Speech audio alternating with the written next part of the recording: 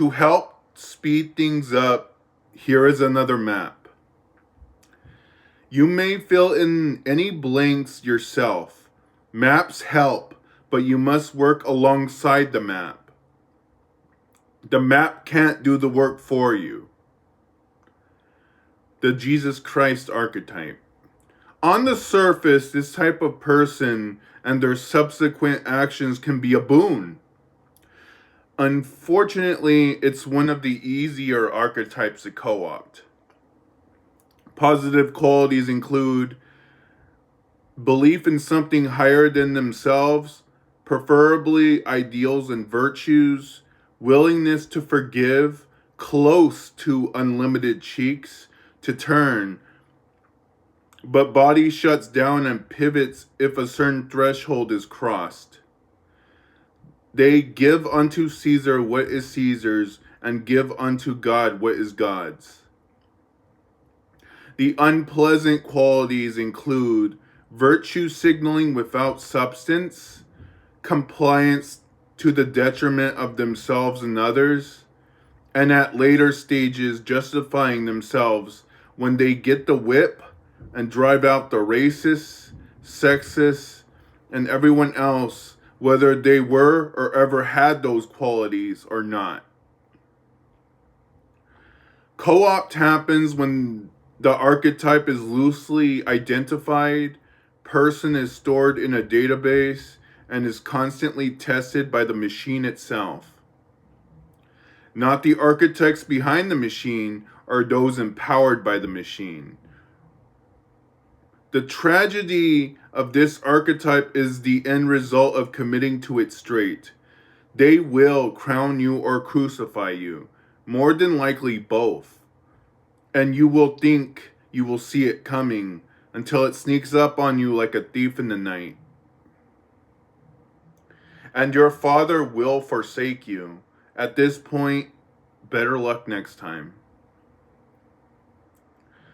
The King David archetype. There are too many Goliaths that believe they are constants like a tsunami, inevitably crashing into you, and not enough Davids, those that set themselves apart and challenge this insane assumption. Positive qualities of this type of person include strong beliefs and boundaries, magnetic pull to causes, becomes the backbone worth their salt. All out of cheeks to turn when pushed. At later stages, you are either a loyal ally, a battle brother, or an enemy that must draw their sword at best. This archetype will give you the time to draw your sword. At worst, you might not get the chance to try. Unpleasant qualities includes hot tempers followed by potential bloodshed metaphorically and literally. Extreme non-compliance even against own interests. And burning so hot, they enter a battle frenzy and inflict damage on all sides.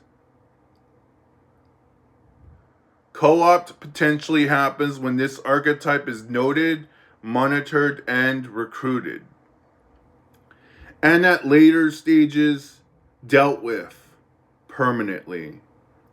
Committing to this archetype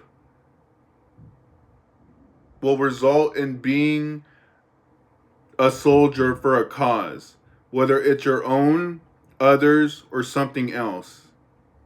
And if you make it past the sacrifice stage and are folded into essential personnel, you'll be crowned whatever that crown may be. And you might never rest. You'll fight until either you can't anymore or you don't have to anymore. The Judas Iscariot archetype. This is the one you love to hate, but consider the necessity of this archetype at all. Qualities played straight include shifting manipulation, gaslighting that at its finest bends battlefields, and obscures anyone and anything, turning the environment against itself, creating a fog of war, and doing what no enemy could do effectively. The efficient knife in the back.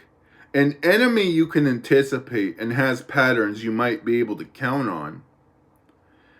An ally has patterns too, and those patterns hold until they don't. This archetype cannot truly be co-opted.